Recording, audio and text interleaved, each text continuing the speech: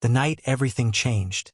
Princess Alara stood at the edge of the grand ballroom, watching her own engagement celebration as if she were a ghost. The chandeliers sparkled like frozen stars above hundreds of dancing nobles. Music filled the air with joy and laughter. But none of it was for her. Her fiancé, Prince Devon of the Western Shores, danced in the center of the room. His arms were wrapped around someone else. Her stepsister, Celeste. Alara's heart didn't break. It had been broken too many times before. Now it just felt heavy and tired. "How pathetic you look," a cold voice whispered behind her. Alara turned to see her stepmother, Queen Morgana, dressed in deep purple silk that made her look like a beautiful snake. "Standing here like a sad little mouse," Morgana continued, her smile sharp as a knife. "Did you really think a prince would want you? Look at yourself." Alara knew what her stepmother saw. A girl with soft curves instead of a tiny waist. Plain brown hair instead of golden curls. Simple features instead of striking beauty. She had heard it all her life. "I didn't ask for this engagement," Alara said quietly. "No, your father arranged it before he died. Poor fool actually thought you had value." Morgana's eyes gleamed with cruelty. "But don't worry, dear stepdaughter. Prince Devon has made his choice clear. He wants Celeste, and we're happy to give her to him." "Then why am I here?" "Because, my dear, we needed everyone to see what a failure you are." Morgana gestured to the ballroom. "Look around. Every noble in the kingdom is watching your humiliation. By tomorrow, everyone will know that even an arranged marriage couldn't save you." Tears burned in Alara's eyes, but she refused to let them fall.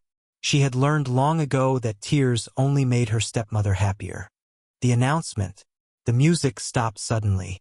King Roland, Alara's older half-brother and the current ruler, stepped onto the platform. He had always been kind to her, but he was weak.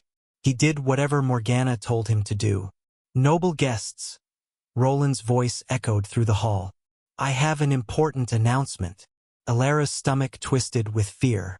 "As you know, the Ice Kingdom of the North has demanded tribute. They want peace between our lands." Roland paused, his face uncomfortable. "The Ice King has requested a bride from our royal family." Gasps filled the ballroom. Everyone knew the stories about the Ice King. He lived in a palace made of ice and snow. They said his heart was frozen solid. They said he was a monster who killed anyone who came near him. No one who went to his kingdom ever returned. "Therefore," Roland continued, not looking at Alara, "we have decided to send Princess Alara to fulfill this request. She will leave in 3 days." The room erupted in whispers. Some people looked at Alara with pity. Others looked away, uncomfortable with what was clearly a death sentence disguised as an honor. Alara felt the floor tilt beneath her feet. They were sending her to die. Her own family was throwing her away like garbage. Prince Devon actually laughed, pulling Celeste closer. Her stepsister looked at Alara with a victorious smile. "I'll announce my true engagement to Prince Devon and Princess Celeste next week," Roland added. "Once this matter is settled." The cruelty behind closed doors. Alara ran from the ballroom. Her vision blurred with tears she could no longer hold back. She ran through the castle corridors until she reached her chambers. They were in the oldest part of the castle, small and cold compared to her stepsister's luxurious rooms. She threw herself onto her bed and finally let herself cry. Not for Prince Devon, who she had never loved, but for her father, who had died 5 years ago and left her in the care of a woman who hated her, for the life she would never have, for the fact that her own family wanted her dead. A knock came at her door. "Go away," Alara shouted. The door opened anyway. Her stepsisters, Celeste and Miranda, swept in wearing matching smiles of cruelty. "We came to say goodbye," Celeste said sweetly. She was beautiful like a poisonous flower, with golden hair and green eyes. "It's such a shame you have to leave." "A shame?" Miranda laughed. She was the younger sister, with dark hair and a mean streak wider than the ocean. "It's the best thing that could happen. Finally, you'll be gone." "Why do you hate me so much?" Alara asked, her voice breaking. I never did anything to you. You exist, Celeste said simply. That's enough. You're a reminder that father married a woman with a daughter before he married our mother. You had his love first. We always had to share him because of you. And you're pathetic, Miranda added. Always reading your books, helping the servants, being kind to everyone. It's disgusting. You make us look bad. Mother says the Ice King will probably freeze you within a week, Celeste said, examining her perfect nails. Or maybe he'll keep you alive longer just to watch you suffer. Either way, we'll finally have the castle to ourselves. They left, their laughter echoing down the hallway. Alara lay in the darkness, feeling more alone than ever. She thought about running away, but where would she go? She had no money, no friends powerful enough to protect her. Her father's old advisors had all been replaced by Morgana's people. She was trapped. The journey to the frozen north. 3 days passed too quickly. Alara was given no time to prepare, no warm clothes, no supplies. She was simply put into a carriage with 2 silent guards and sent north. The journey took 7 days. With each mile, the world grew colder. The green fields of her homeland faded into gray hills, then rocky mountains, then endless white snow. Alara had only a thin cloak. She wrapped it around herself, shivering so hard her teeth chattered. The guards gave her hard bread and water, barely enough to survive. They didn't speak to her at all. They looked at her like she was already dead. On the 7th day, they reached the border of the Ice Kingdom. Everything changed in an instant. The air became so cold it hurt to breathe. Snow fell constantly, thick and heavy. The trees were covered in ice, their branches like frozen claws reaching toward the gray sky.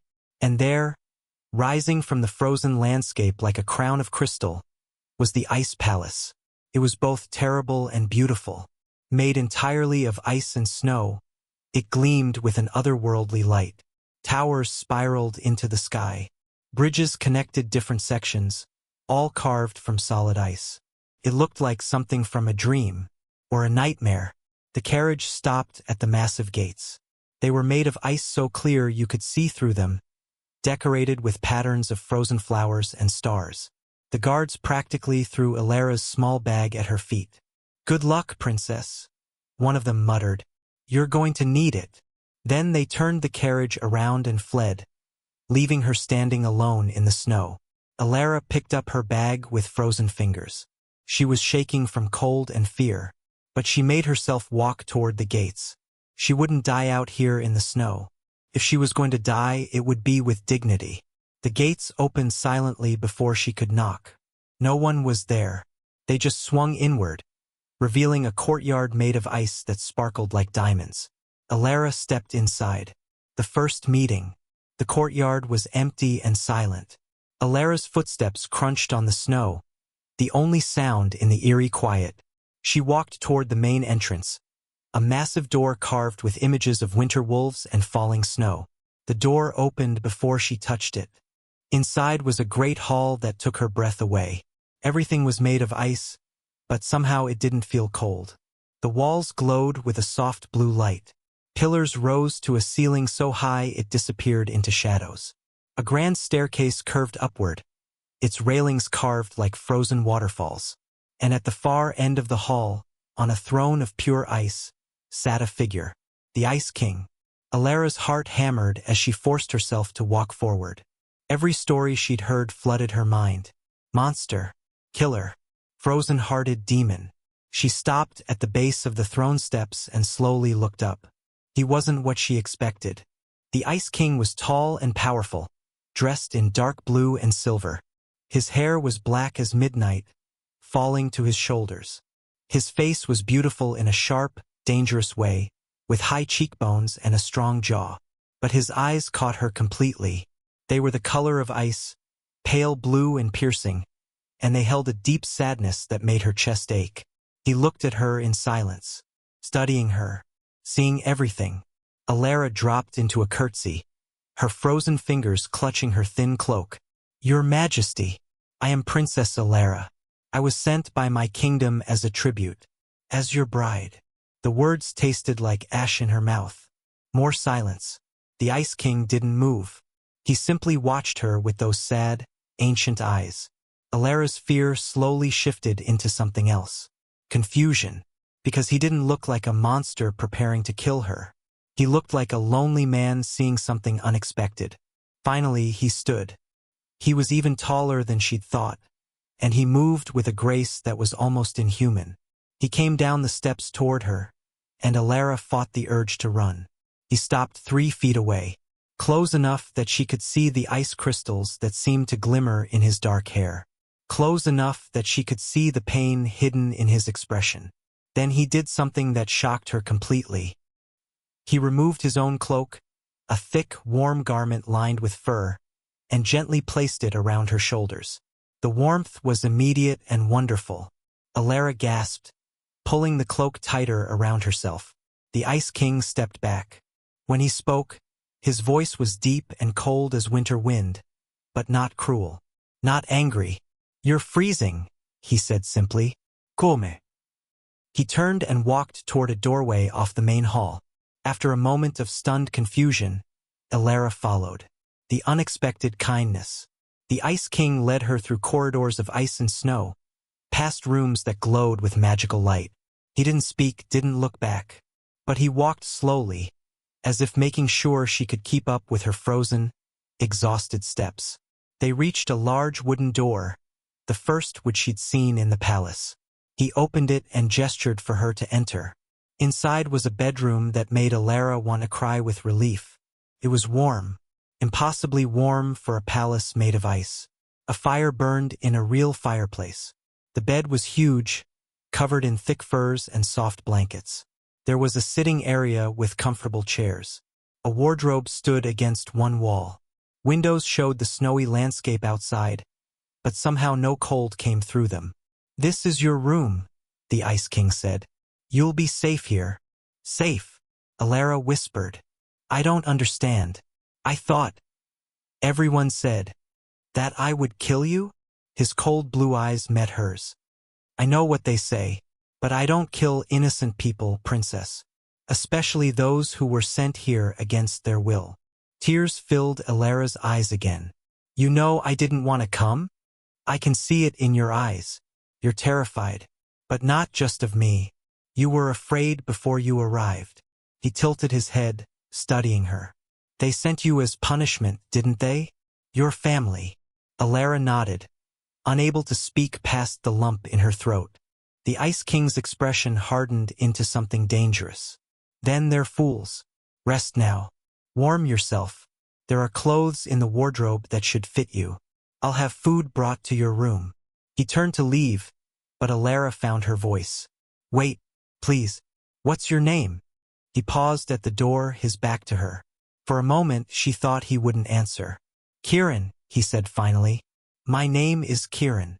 "Thank you, King Kiran," Alara said softly, "for your kindness." He looked back at her, and for just a moment, his icy eyes seemed to thaw.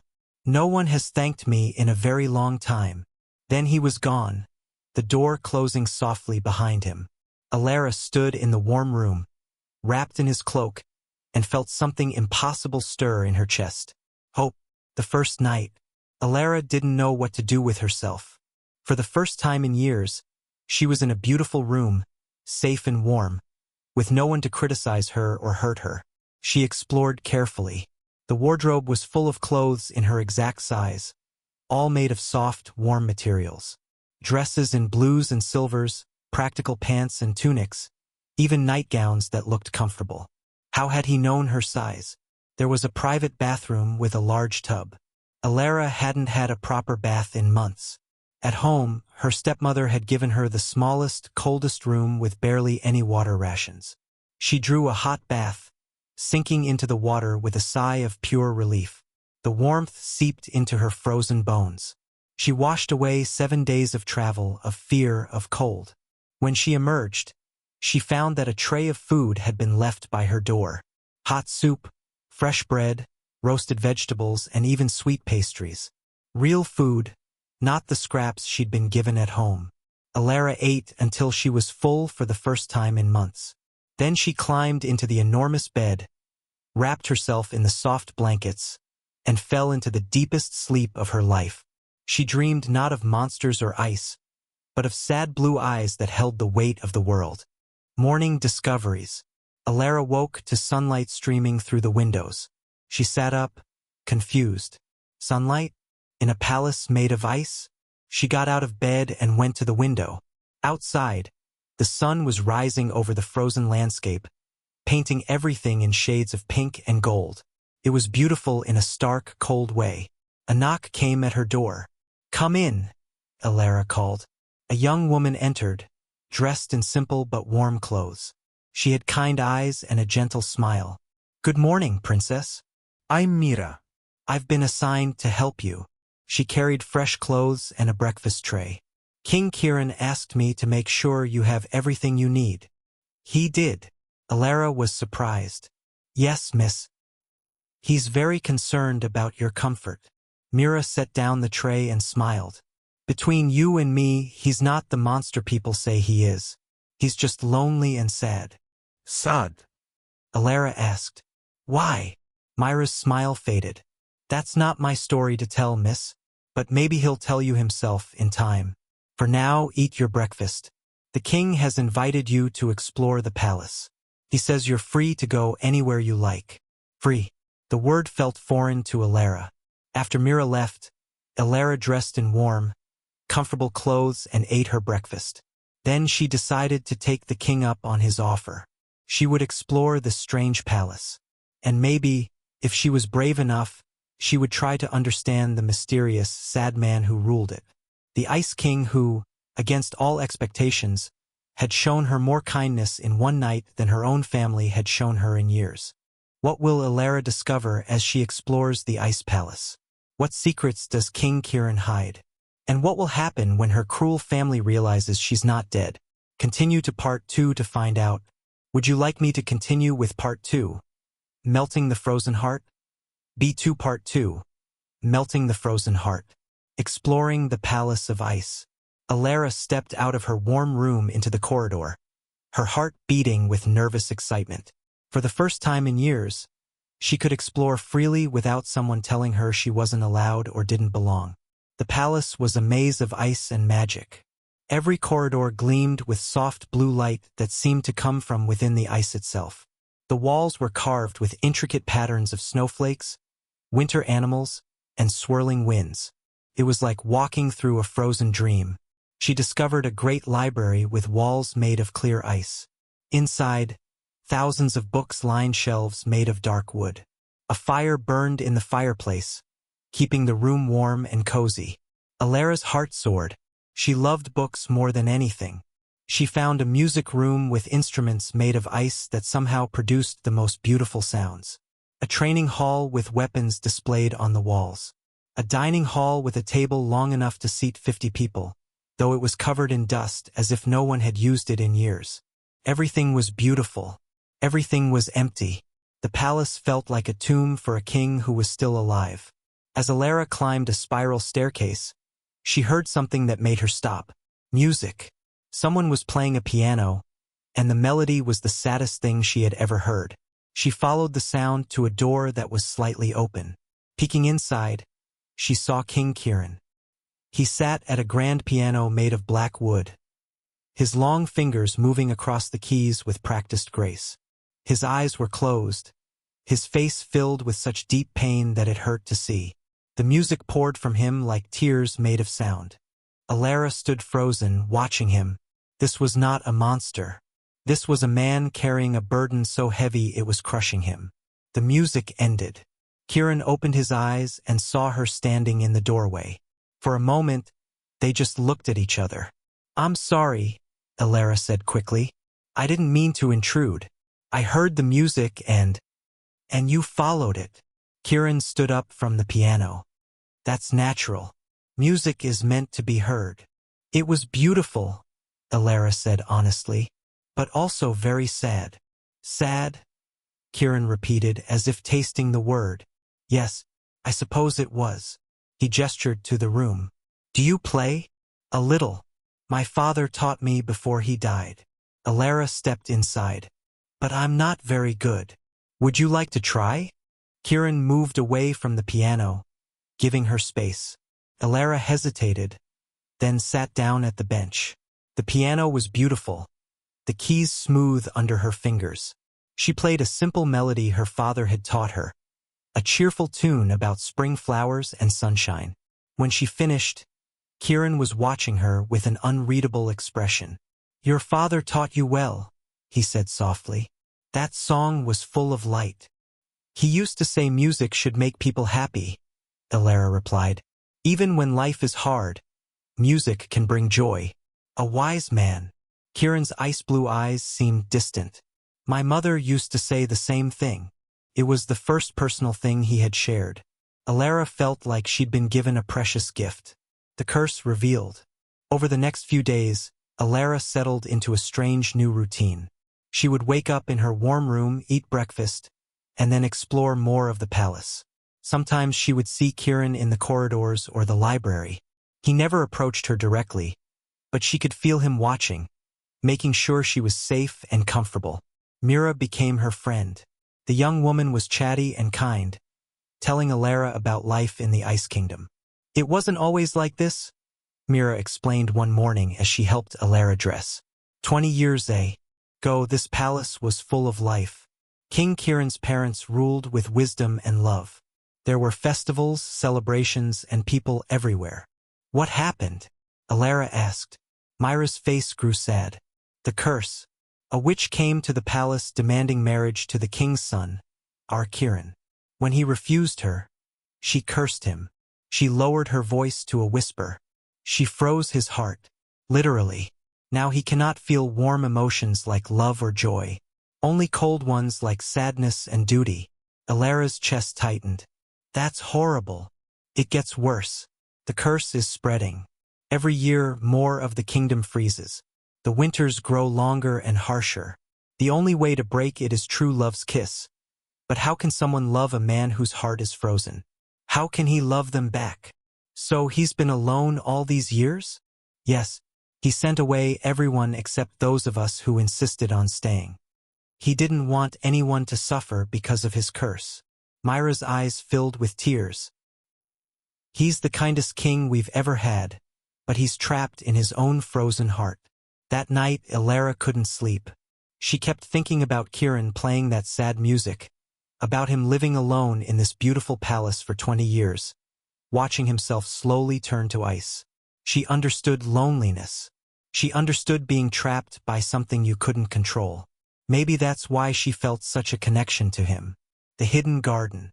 The next morning, Elara decided to explore the palace grounds. She wrapped herself in a warm cloak and ventured outside. The courtyard was covered in snow, with ice sculptures of wolves, bears, and eagles. They were so lifelike they seemed ready to move. But beyond the courtyard, Elara noticed something strange. A high wall of ice surrounded a section of the grounds. It was different from the rest of the palace, warmer somehow. And she could hear something. Water flowing. She found a door in the ice wall and pushed it open. Inside was a miracle. A garden bloomed in the middle of winter. Real grass grew on the ground. Flowers of every color filled the beds.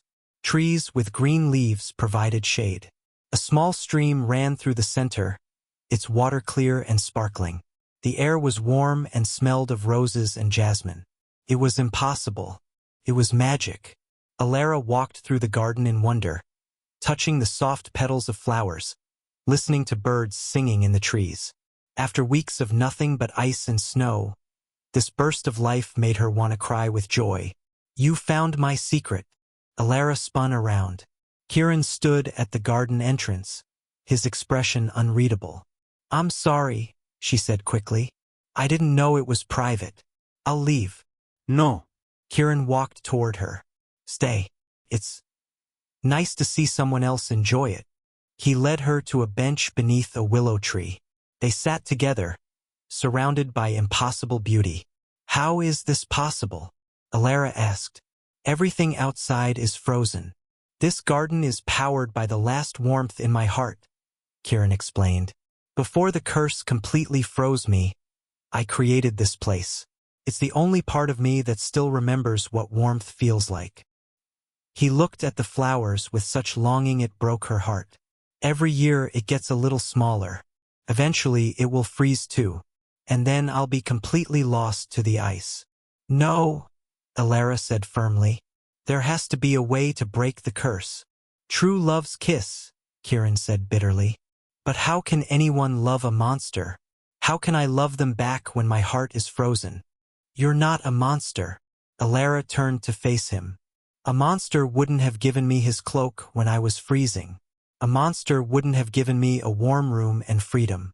A monster wouldn't have created a garden just to remember what warmth feels like. Kieran looked at her with those sad, ice-blue eyes. You don't know what I've become, princess. The cold is spreading. Sometimes. Then let me help you remember, Alara said softly, growing closer. From that day on, everything changed. Alara and Kieran began spending time together. At first, it was just an hour here and there in the garden. They would sit and talk about small things. Books they'd read. Music they liked. Memories of better times. Kieran was different when he talked about the past. His voice warmed slightly. His eyes lost some of their ice. He told her about his childhood. About parents who had loved him deeply. About training to be a king. About the moment the witch's curse had frozen his heart and taken everything from him. Alara told him about her father. About the years after he died. About her stepmother's cruelty and her stepsister's mockery. About feeling invisible and worthless. You are not worthless, Kieran said fiercely. Your family were fools who couldn't see the treasure in front of them. No one had ever called her a treasure before. They began eating dinner together in the small dining room near the library. Kieran didn't eat much. He said the curse made most food taste like ash. But he would sit with her, watching her enjoy the meals his kitchen prepared. You should see your face when you eat chocolate cake, he said one evening, a hint of amusement in his cold voice. You look like you've found heaven. Alara blushed. I've never had much chocolate. My stepmother said it would make me fatter. Kieran's expression darkened. Your stepmother was a cruel fool. There is nothing wrong with your body, Alara. You're beautiful exactly as you are. Alara's heart fluttered. No one had ever called her beautiful before. The library nights. Their favorite time became the evenings in the library. They would sit in chairs by the fire, reading or talking. Sometimes Kieran would read aloud to her, his deep voice bringing stories to life. Sometimes Alara would tell him about the books she loved. One night, she noticed Kieran staring at his hands. They were pale, and she could see frost forming on his fingertips. Does it hurt? She asked quietly. The curse? Yes. It feels like freezing to death slowly, over decades. He flexed his fingers. But I've grown used to it. Alara reached out and took his hand without thinking. His skin was ice cold, but she didn't let go. You're so warm, Kieran whispered, staring at their joined hands. I'd forgotten what warmth felt like. They sat like that for a long time, hands clasped, the fire crackling beside them. It was a small gesture, but it meant everything. Her hidden gift. One afternoon, Alara was in the garden when she noticed that some of the roses were wilting. The curse was spreading. Even here, Kieran's last piece of warmth was dying. Without thinking, she knelt beside the roses and placed her hands on the dying petals. She closed her eyes and thought about life, about growth, about warmth and love. A soft golden light glowed from her palms. When she opened her eyes, the roses were blooming again, healthier than before. Extraordinary. Alara jumped. Kieran stood behind her, staring at the roses with wide eyes. I didn't know you had magic, he said. I didn't either. Alara looked at her hands in wonder. I've always been good with plants and sick animals, but I never knew I could actually heal them. Kieran knelt beside her. This is rare magic, Alara. Healing magic. The ability to bring warmth and life. He looked at her with something new in his eyes. Hope. Do you know what this means? What? It means you might be able to help me, not break the curse that still requires true love. But you might be able to slow it down. Give me more time. Then let me try, Alara said immediately. Kieran hesitated. It will be dangerous. If you try to heal me and the curse fights back, it could hurt you, could freeze you. I don't care. Alara took his cold hands in her warm ones. You've given me more kindness in a few weeks than my family gave me in years. Let me help you, Kieran. Please. The way she said his name, soft and full of care, made something shift in his frozen heart. He could almost feel it, a tiny crack in the ice. Tomorrow, he said quietly. We'll try tomorrow. The healing. They met in the garden at dawn. Mira was there too, and two of Kieran's most trusted guards. If something went wrong, they would need to pull Alara away quickly. Kieran sat on the ground, and Alara knelt in front of him. She placed her hands over his heart, where the curse was strongest. Are you sure? Kieran asked one last time. I'm sure. Alara closed her eyes and called on her magic. The golden light appeared again, flowing from her hands into Kieran's chest. Immediately, she felt the curse fight back. It was like plunging her hands into frozen water. The cold burned. It tried to spread up her arms, to freeze her too. But Alara held on. She thought about warmth, about spring flowers and summer sunshine, about her father's laugh and the joy of baking, about Kieran's sad music and his lonely garden, about the way he looked at her like she mattered. The golden light grew brighter. Kieran gasped. His eyes went wide. I can feel it, he whispered. Warmth. Real warmth. The ice around his heart began to crack. Not completely, the curse was too strong for that. But enough. Enough to let some warmth back in. Alara's strength was fading. The cold was winning. Just as she thought she couldn't hold on any longer, Kieran grabbed her wrists and pulled her hands away. Enough, he said firmly. You've done enough. Alara collapsed against him, exhausted. Her hands were blue with cold, and she was shaking. Kieran wrapped his cloak around her, then picked her up in his arms and carried her back to the palace. For the first time in 20 years, his skin didn't feel quite as cold. For the first time, he could feel something other than frozen emptiness in his chest.